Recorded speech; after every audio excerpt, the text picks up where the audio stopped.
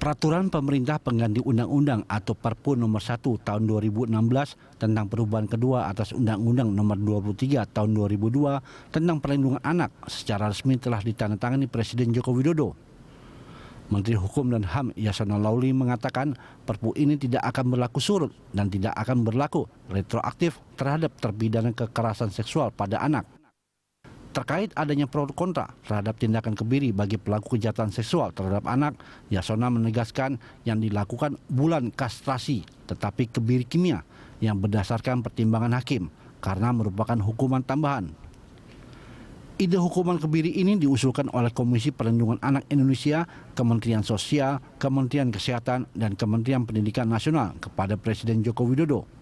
Presiden menyetujui dan membahas hal itu bersama sejumlah pejabat terkait dengan penyusunan draft Peraturan Presiden Pengganti Undang-Undang atau Perpu. Data Lembaga Perlindungan Anak menunjukkan hingga kini terdapat 21.689.000 lebih kasus pelanggaran hak terhadap anak dan 50% diantaranya merupakan kejahatan seksual. Sementara data Komisi Perlindungan Anak Indonesia menyebutkan ada 22 juta anak yang mengalami kekerasan sepanjang 2010 hingga 2014 dan 42% diantaranya merupakan kasus kejahatan seksual. Bagaimana dampak dari hukuman kebiri itu sendiri? Apakah hukuman kebiri melanggar kode etik kedokteran? Pro kontra hukuman kebiri, itulah tema dialog kita hari ini, dan di studio telah hadir sosiolog JF Waro, dan melalui sambungan telepon sudah ada Ketua Terpilih ID Bapak Daeng M. Fakih, dan kami juga mengundang Anda pemirsa untuk berpartisipasi melalui SMS di 081183335551 dan layanan telepon di 021529000311. Pak Waro, ini sebelum ke Pak Waro saya pengen tanya ke Pak Dokter dulu di sambungan telepon. Pak Daeng Fakih. Ya, Pak, ini kalau kita bicara soal hukuman kebiri, Pak, ini kalau dari segi medis ini seperti apa, Pak? ya begini, di PBID sekarang sebenarnya lagi mengkaji masalah itu. Jadi belum selesai kita mengkaji masalah yang berkaitan dengan tindakan kebiri itu. Oke. Persoalannya begini, kalau kita bicara tentang kode etik kedokteran, di situ tersebutkan bahwa setiap dokter seharusnya menghormati harkat martabat kemanusiaan dan kodrat kemanusiaan. Termasuk salah satunya mungkin kodrat tentang dorongan seksual. Jadi memang kita lebih berat berpegang pada kode etik. Artinya begini, kita cukup menghormatilah keputusan pemerintah ya. Tentang eksekusi kebiri pada kejahatan seksual itu di sisi lain gitu, karena mungkin banyak peristiwa-peristiwa pelecehan seksual dan penyerangan seksual pada anak, dan mungkin pemerintah perlu tegas di situ. Tapi pada sisi lain, kalau persoalan kebiri ini kalau harus atau dokter diminta melakukan eksekusi itu, barangkali kita ini yang menjadi masalah, yang dokter ini, karena di dalam kode etik mungkin kita belum bisa menerima persoalan-persoalan itu karena bertentangan dengan kode etik. Oleh karena itu mungkin kami usulkan kepada pemerintah, kalaupun pemerintah tetap melakukan tindakan kebiri pada pelaku kejahatan seksual, barangkali yang melakukan nanti eksekutornya bukan dokter. Oke. Apalagi tindakan eksekusi hukuman ini kan bukan pelayanan medis. Oke. Baik, Pak. Sehingga memang tidak harus dokter sebagai eksekutor. Kalau dokter, kita akan bertabrakan dengan kode etik kita. Boleh nggak Pak Daeng Fakih kalau saya katakan dokter menolak untuk melakukan eksekusi kebiri ya? Begini. Karena melanggar kode etiknya. Kita tidak mengatakan menolak dan tidak menolak. Tapi dari segi etik, dokter itu susah melakukan ini karena secara universal kode etik itu tidak membolehkan yang seperti itu. Oleh karena itu saran kami, tanpa mengatakan menolak atau tidak menolak putusan pemerintah, mungkin silakan pemerintah membuat aturan pelaksanaan lebih lanjut bahwa eksekutor ini sebagai hukuman itu bukan dokter, tapi orang-orang tertentu yang mungkin sudah dilatih untuk melakukan eksekusi itu. Apalagi menurut pandangan kami, tindakan kebiri ini kan bukan pelayanan medis. Oke. Berarti Artinya, bukan harus dokter, ya. Ya, Pak Daeng Fakih, artinya kalau dokter menjadi eksekutor dari hukuman kebiri ini, dia melanggar kode etik ya? Iya, betul. Oke. Itu yang bermasalah bagi kami di kedokteran. Dan itu tidak mungkin dilakukan?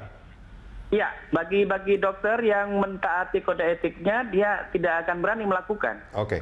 Pak Daeng Fakih, tadi Anda juga mengatakan bahwa ini di luar dari masalah kode etiknya, yang bahwa ini jelas melarang dokter untuk melakukan hal itu. Kalau dari kajian PBID sekarang mencoba untuk melakukan kajian, tapi sebelumnya apakah memang sudah ada hasil kajian-kajian terdahulu tentang kebiri kimiawi ini, Pak Daeng Fakih? Tidak, karena begini, karena kebiri itu bukan pelayanan kedokteran. Oke. Jadi memang tidak pernah kita melakukan kajian itu. Yang jadi kajian di Ikatan Dokter itu adalah tindakan-tindakan pelayanan yang berkaitan dengan pelayanan medis. Oke. Kebiri ini kan bukan pelayanan medis. Oke. Kebiri ini kan eksekusi hukuman. Jadi memang kita tidak pernah selama ini melakukan kajian terhadap hal-hal tersebut. Oleh karena itu, usul kami kepada pemerintah dengan menghormati putusan pemerintah, silakan kalau itu menjadi keputusan dari kebijakan karena pertimbangan ini ya, kejahatan seksual yang meningkat, tetapi mungkin dokter akan susah melakukan ini karena bertentangan dengan kode etik kita. Oleh karena itu usulnya silakan eksekutor yang melakukan itu ditunjuk oleh pemerintah, tapi bukan dokter yang kami minta. Siapa yang mungkin melakukan itu, Pak Daeng Fakih? Ya eksekutor, karena ini kan punishment sebenarnya, hukuman, bukan pelayanan medis kan. Jadi memang tidak harus dokter, tetapi seorang eksekutor, dan eksekutor itu bisa dilatih untuk melakukan tindakan-tindakan seperti itu. Pak Daeng Fakih, maaf, kalau saya itu biasanya disuntik itu kalau nggak sama dokter, sama mantri suntik, sama bidan ya, atau perawat gitu ya, kalau nggak salah, yang bisa melakukan hal itu. Nah,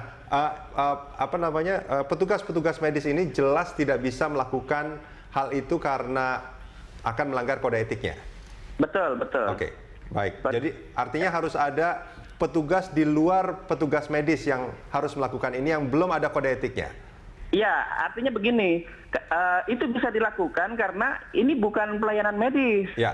Memang bukan domainnya orang medis, tapi memang domainnya eksekutor ini. Karena ini punishment kan. Nah, Pak, baik. Itu dari segi kode etiknya, Pak Daeng Fakih. Pertanyaannya tadi, PBID memang belum pernah melakukan kajian soal ini, tapi apakah ada kajian kedokteran yang mungkin pernah dilakukan secara universal dimanapun gitu, bahwa kebiri ini akan berdampak seperti ini atau tidak ada dampaknya sama sekali? Begini, kalau di kita kajian ini kan sudah kita mulai saat pemerintah mewacanakan masalah kebiri. Terus terang kami akui, kami belum selesai melakukan kajian itu, sedang berjalan ini melakukan kajian itu.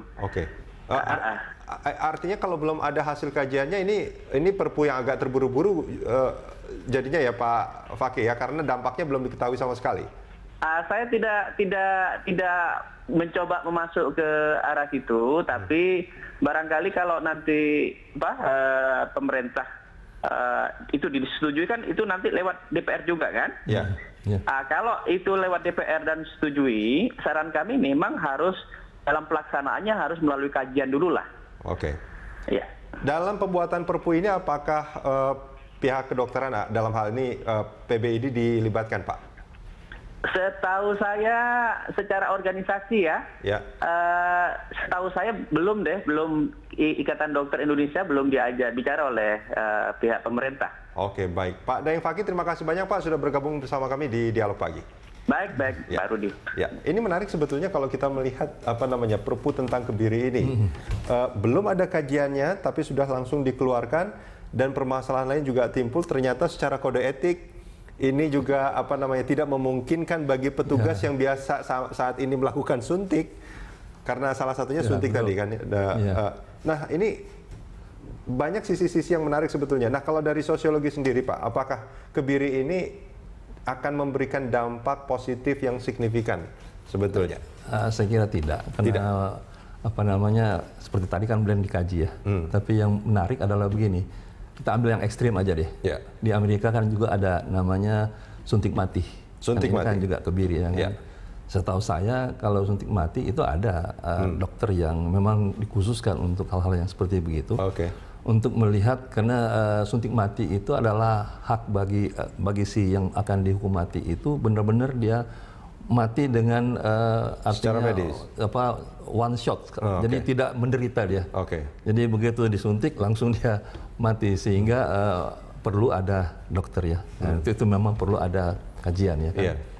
Tapi kalau kita bicara pertama efektif, memang masih jauh karena ini kan harus mesti diundangkan dulu juga ya. Ya, Kan? saya nggak kebayang misalkan kalau dalam beberapa nanti pas di DPR itu dia punya waktu sekitar, saya lupa, beberapa hari gitu ya untuk mensahkan apakah ini menjadi undang-undang atau tidak. Terus kemudian ada yang dikenakan hukuman tambahan, sementara tenaga profesional yang dikatakan yang hukum kebiri ini kan hukum tambahan, karena dia ada pidana pokok. Betul.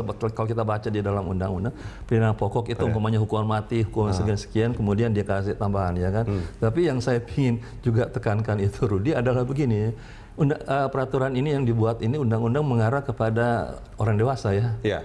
Dan pengecualian pada anak-anak ya kan. Nah, kalau toh umpamanya yang pelaku anak-anak itu, apakah mereka juga harus dikebiri gitu ya kan, itu. Tidak. Yang untuk anak-anak itu tidak, Pak Waro. Hanya yang yang dewasa saja. Dewasa saja. Hanya yang dewasa saja. Nah, kalau itu dilakukan, efek jerah tidak akan efektif di dalam masyarakat. Artinya yang orang dewasa juga mungkin barangkali dia bilang, ini pasti 6 bulan, 1 tahun, belum juga, itu mungkin 2 tahun baru bisa dia, belum lagi kalau masih mencari prosedur-prosedur yang dilakukan itu.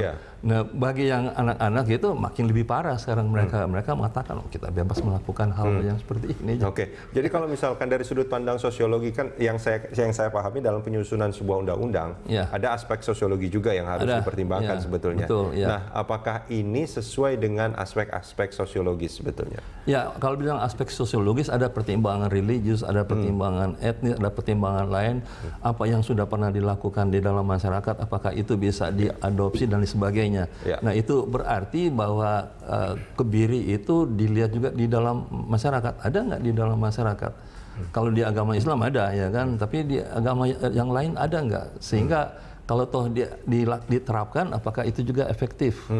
Karena setahu saya juga dulu kan ada, zaman dulu ada kebiri-kebiri. Tapi untuk mereka yang penjaga selir ya kan. Itu yang pun juga dalam itu pun juga dalam pengecualian ya kan, karena tradisi seperti ini. Nah, kalau seperti yang ada ini, pertanyaan itu adalah apakah di dalam masyarakat kita ada hal-hal yang seperti itu? Sanksi yang seperti itu. Mungkin barangkali kebirinya dia bukan kebiri medis, tapi kebiri dengan diberikan makan ramuan-ramuan yang tertentu yang kemudian nafsu libidonya dia itu akan hilang untuk waktu yang tertentu. Dan setahu saya kalau kebiri yang bukan fisik ya, kebiri yang kimiawi ini itu diberikan suntikan. Nah, suntikan itu saya baca juga, wah ini juga ada side effect yang banyak ya. Nah, secara sosiologi di dalam masyarakat kita atau di masyarakat yang lain saya belum menemukan bahwa dengan suntikan seperti ini yang harus mesti dipertimbangkan adalah jangan sampai pada waktu dia akan disuntik ya kan dia mati. Kan jadi masalah lagi kan? Itu bisa menjadi masalah ya. Bisa jadi masalah. Kenapa? Karena dari hasil beberapa yang saya lihat dan saya baca itu mengatakan suntikan ini yang anti itu yang bisa mendorong Anda hipertensi, Anda bisa jadi ini, malahan tadi Rudi juga mengatakan bisa ada pengeroposan yang lain. Nah, kalau umpamanya begitu disuntik dengan ini tujuan untuk menjerah dia dan dia mati, masalahnya jadi artinya kalau dia sudah mendapatkan hukuman pokok misalkan di penjara 10 tahun, kemudian dapat tambahan dengan kebiri, sebetulnya tambahan ini juga menambah hukuman lain ya, membuat kondisi tubuhnya itu semakin tidak sehat. Bisa juga ada risiko yang lain kemungkinan, karena biasanya dokter selalu tanya ya kan, kalau saya kasih obat ini, Anda ada reaksi ini enggak? Kan reaksinya itu bisa juga kemungkinan besar. Jangan-jangan nafsu libidonya lebih besar setelah dia berhenti. Pak Waro, kita jeda sebentar. Kita akan lanjutkan ini di segmen berikut.